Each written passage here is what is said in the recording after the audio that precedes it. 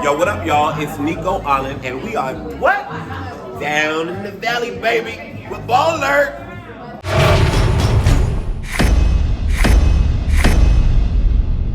What's going on? I'm Cliff Phil. You are tuned into Baller Alert. I am here with the amazing Mr. Nicco Annan and Miss Shoshana Guy. How are you guys doing today? Good, Good, how thank are you. Nice you? to be here. Doing good, doing good. Listen, so I got a chance to meet you and speak with you at the Down in the Valley brunch during ABFF, Nico, and I must say it was an amazing experience. Now, we talked a lot about telling our stories and telling Black stories.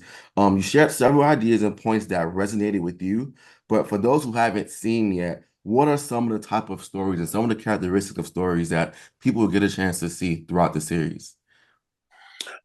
Down in the valley, I think where we start is in a world where we are talking about dancers, and you're getting to see dancers because I think people know characters of Keyshawn, Mercedes, Gidget, Autumn Night from the Mothership show here. But it's an opportunity to be able to see real life dancers and see the sacrifices and the process, what goes into being a dancer, what goes into being that woman, and what can make some people actually go into the world of dancing in an exotic club. We also go into Shoshana. Where do we go next? We go into Black women and female pleasure, Yes. and the exploration of our pleasure, and the claiming of our pleasure. We go into music, right? Mm-hmm. Of What's it course, like being a naturally. Southern trap artist and stuff like that? We look at the hoodoo, my personal favorite baby. They're all they're all my children, but that's my little favorite baby. Just looking at African ritual and how it shows up and how it's been sort of in the fabric of that region for so long, and the way that it sort of shows up in our lives today. Mm-hmm. Um, we Then have we sidestep over to Dallas, and then we see what's it like being Black and queer in the South, and identity and masculinity, and how both male and female have different levels of masculinity and how that moves in society and in the South. And then we cap it off with a good old good time where we also talk about family legacy and what's it like to have land ownership, in the South, and to have a lineage and a family to pass on, and how you sometimes have to reinvent, and where there's joy in that and strife and struggle, but also the process of it all. So I think that was such an amazing surprise to me just watching the first episode, and then even just doing Peabody. I assumed it would be every episode to be about maybe a different script club or different scribbles and different scenes. But no, you guys are telling like amazing stories that sometimes. So for the episode three, Out the Mud, which I told you I like to tell Black queer stories. So with Marley and Keisha and Kim, you still kept that dance element because there was like a male scripper that was kind of in the shadows that was still there Mm-hmm. scripting. We didn't really talk about him, but we still got to know about Marley's story, Keisha and Kim. I thought that was still so dope how you guys kept that aesthetic and the dancer vibe. But could you guys tell me why was it important to tell that Black queer story where you have this masculine presenting male, but he's telling his gay story, and you have the lesbians telling their story? Why was it important to tell those stories that way? I think it was important to tell those stories that way because it's the truth, first and foremost, period. I think that all of us as a people have the right to have an opportunity to see ourselves reflected on screen, to read about our stories in books. And I think that when I'm coming from the world, my experience of working in this world of P Valley, in this universe, a lot of times people think that this is just a make believe, and it is fictitious, right? And it is elevated, but it also is rooted in a very real truth. And I think that's one of the things that people resonate with. So, Marley, he was a fan of the show, and seeing the show, he reached out, and through that process, that's where this connection came from. And we discovered his story. Then he got outed and it was on Facebook, and he had his whole process. And it was very trippy to be in the fictitious world of P Valley, and then to be hearing his story. I'm like, oh my God, there's so many, layers that are here. Hearing what Keisha is talking about, and having the dancer, Adonis is his name, play and dance in a world where we talk about the masquerade that people often have to have and use masculinity for, whether that is a woman that is using masculinity to assert herself in a power position on her job, to get ahead, to get the advancement, to fight for equal pay, and equality on many different levels, and then there's even myself as a gay man. There are times where sometimes people question my masculinity.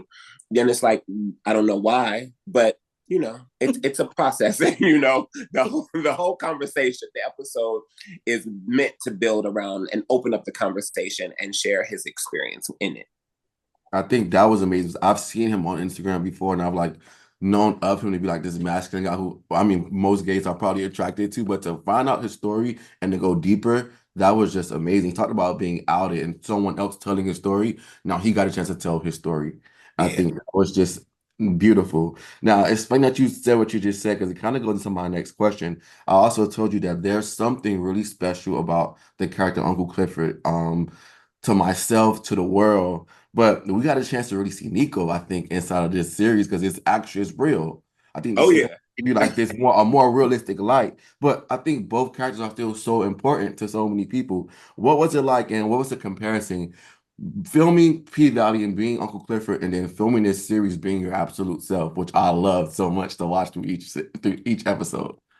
Shoshana, what would you say? Like knowing the show and then like being out there with me.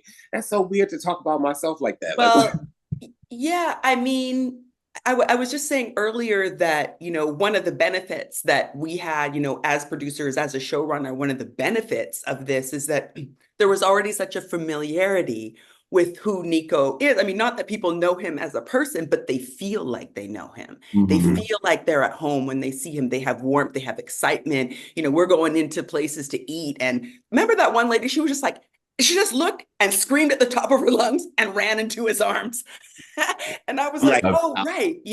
So, I think that, back in way back in another lifetime, I have a theater degree. And so I do know that when you play a character, there's always a part of you that is a part of that person. You're calling up because the human experience is the human experience. So you're calling up emotions and feelings to play that character that you also have. So, I often would see little snippets of Uncle Clifford rise up in the person Nicco, even though Nicco is his whole other person. But that certainly was the benefit of working in the spaces, having people have a familiarity with him already, and then just getting to know him as a person, his thoughtfulness, his care and love of the team.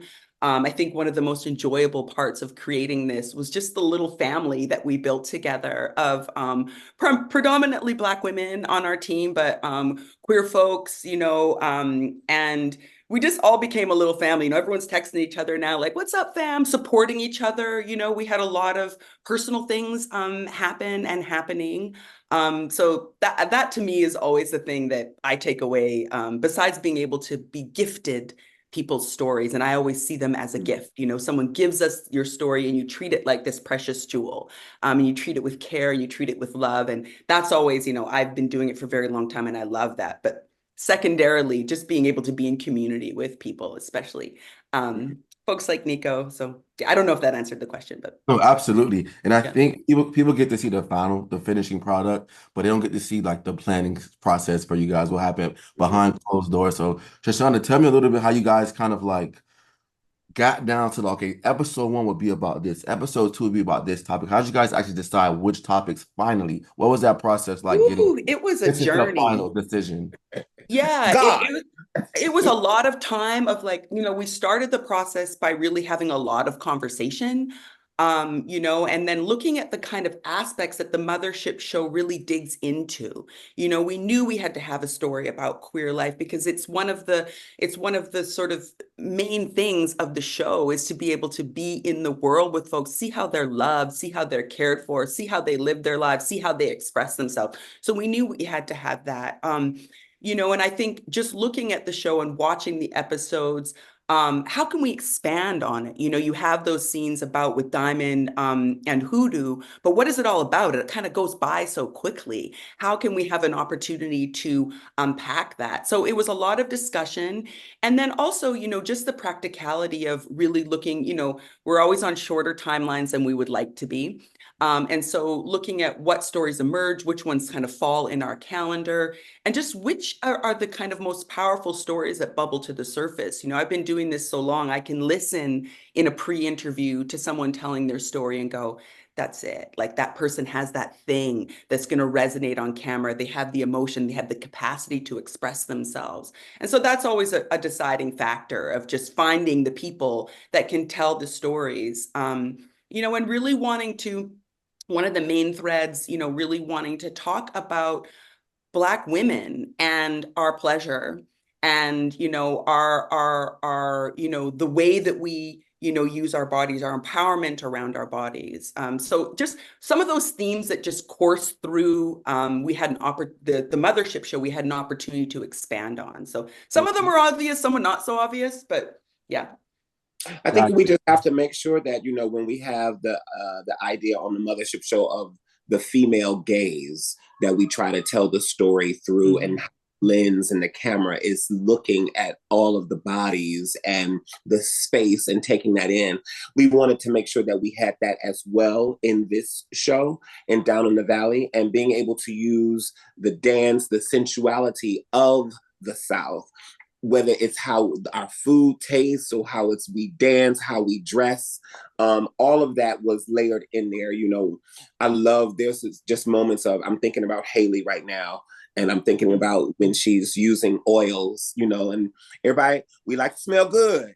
We like to smell good, but when she's using her oils for a different sense of protection, because a lot of sex workers down in the South would use hoodoo and use oils for protection, you know, and seeing that then transform in a very creative and heightened way with all of this makeup and the oils being portrayed on her in a very different way.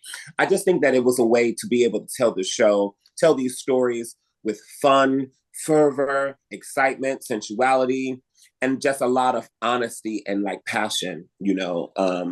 When you're the person that's the conduit that's receiving this and then also getting it out, it was what resonated with me. It was just, for me, it was just an opportunity to just come home, just be. I think a lot of times on this rise and success and Hollywood and all of this that's going on, you don't always get to see your family as much as you would like. So it was a beautiful time to be with the people, my people. I love it. Thank you guys so much for your time today. I'm looking forward to the world seeing the show. And until next time, thank you guys so much. Appreciate you so much. Take care, guys.